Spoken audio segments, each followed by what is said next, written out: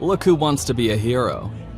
The three thugs stood up from their table and surrounded Aiden, leering at him as they tossed insults his way. Dipshit probably won't even be able to take one punch. I'm gonna enjoy this. They punched their fists into their palms, preparing to strike. The beefy man stepped forward, giving Ava a chance to slip away. Why don't you three take this guy outside and show him a good time? I've got some business to finish here. He snapped his fingers, and the three thugs suddenly grabbed Aiden by the shoulders, dragging him out into the alleyway. At least this way the fight won't get caught on camera, like the one at the Sapphire Club. Aiden thought to himself. When they reached the alleyway, the thugs tossed Aiden to the ground. One of the men snickered. So, any last words? Aiden pulled himself up from the ground, wiping dirt from his chin. Huh. You're the ones who are gonna need last words. Without wasting another second, Aiden roundhouse kicked the thug in the chin, sending him flying into the air. He landed square on his back with a loud thud. The thug snapped his jaw back into place and began to pull himself up from the ground. You're gonna pay for that. A second thug charged at Aiden, grabbing him by the waist and slamming him into the wall of the alley. Aiden felt his skull clatter against the wall. He started to see stars. The second thug reeled back his fist, but right as he threw his punch, Aiden dropped down to the ground. The second thug's fist cracked into the wall.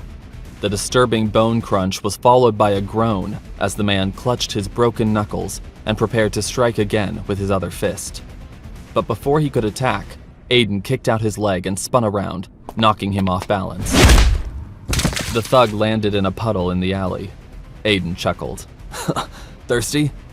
He stomped his heel on the back of the thug's head and pressed his face into the puddle. How about a drink then? The thug struggled for a moment, sputtering in the water, then fell unconscious. Before Aiden had time to react, the third thug threw some quick punches at him, landing a few of them in his stomach. Aiden grabbed the third thug's head with his hands and headbutted him hard. Aiden could hear the sound of bones cracking as he knocked the third thug unconscious. Only the first thug was still left standing. Aiden watched him reach into his pocket and pull out a knife. Think, Aiden, think, he told himself as the knife-wielding thug cautiously advanced toward him. He looked around and spotted a small switchblade in the second thug's back pocket. He ducked down, grabbed the knife, clicked it open, and threw it. The blade landed squarely in the thug's shoulder as he writhed in pain, falling to the ground. Aiden loomed over the three of them, a wry smile forming in the corner of his mouth. Suddenly, the beefy man from inside the bar who was harassing Ava approached, clapping his hands sarcastically. Looks like you got lucky, kid. Aiden raced up to him. You think you're slick? I should teach you a lesson for making passes at my wife. Tell me, who are you? The man stayed silent. Tell me, unless you want to end up in the hospital like your men. My name's Ron, the leader spat. I'm in charge here. Despite the man's tough words and hulking appearance, Aiden sensed that Ron was scared of him. Who do you work for? Do you work for Dominic Grayson? I work for the Tiger, Ron stammered. The Tiger? This guy works for me? He's gone completely rogue. Aiden fell silent for a moment. He turned his attention back to Ron. So, this Tiger guy thinks it's okay to go after women like that? To hit on another man's wife? Ron scowled. The Tiger's dead, and all Dominic Grayson cares about is taking out Maximilian Castor. We can do whatever we want, and Dominic won't even notice. We take our orders from no one now. Aiden reeled. So this is what's become of the Tiger Group in my father's absence? I have to do something. I can't have my men acting like renegades. There's always been honor among thieves in our organization. He released his grip on Ron. Get yourselves to a hospital. Send the bill to Cyrus Shaw's office. He'll take care of it. Ron shuddered.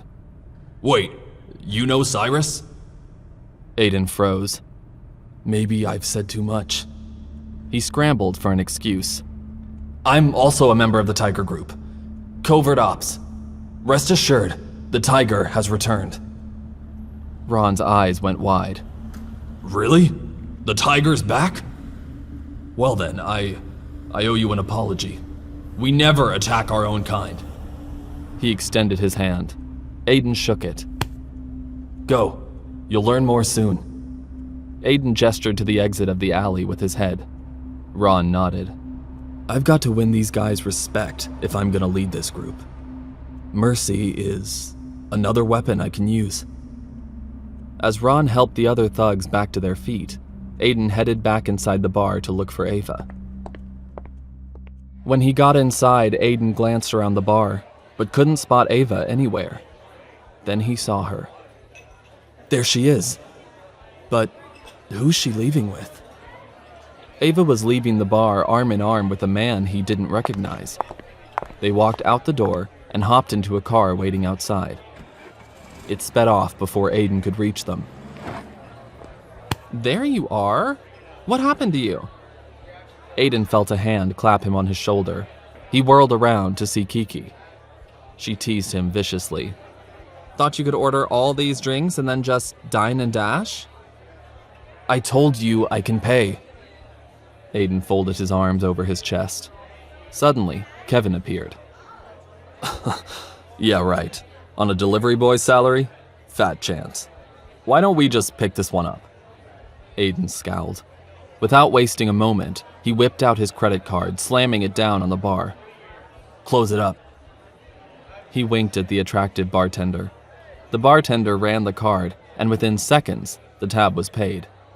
Kevin and Kiki stood in shock. The bartender slid the card back across the bar.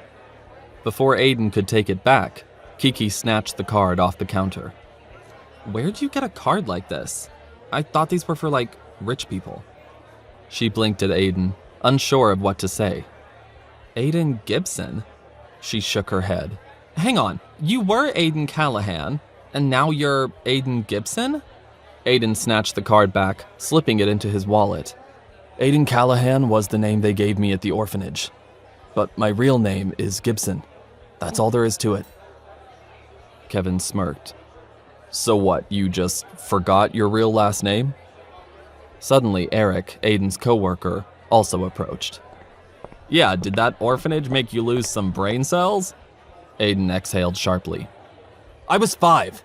If you'd been through what I had been through, you might have the same problem. Aiden's words made everyone fall silent, as if they suddenly felt guilty about their actions. As he tucked his wallet away in his pocket, Aiden couldn't help but wonder about Ava. I'm sorry, I have to go. You're welcome for dinner. Without saying another word, Aiden left the bar. Aiden raced back home to the Stone family mansion, pulling up to the curb. As he did, he noticed something strange. Is that... Yeah, that's the car I saw Ava leave in at the bar. Aiden parked the car, switching the engine off.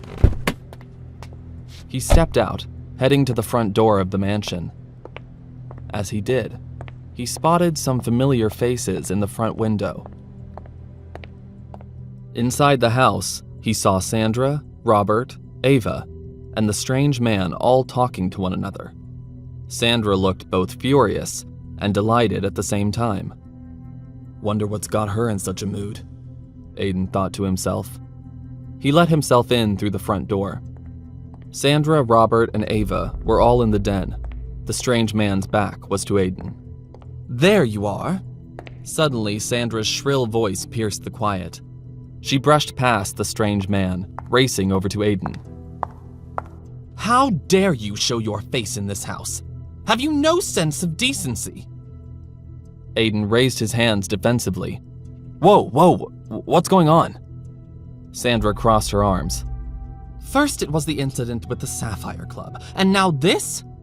Sandra gestured to Ava. Ava was standing beside Robert. Tears were streaming down her face. My daughter, my only daughter, was harassed in a bar and you just left? Sandra tapped her foot, impatiently waiting for an answer. Mrs. Stone, I didn't leave Ava. A group of thugs dragged me out. What's the difference? You left her completely on her own to fend for herself. Sandra sidled up to the strange man, wrapping her arms around him. It's just a good thing Craig was there to make up for your shortcomings. Aiden huffed. So this is the famous Craig. He sized him up.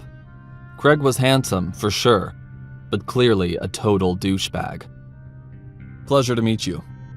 Craig sneered at Aiden. Aiden ignored him, glaring at Sandra. Mrs. Stone, I took down those guys who were harassing Ava. I stood up for her.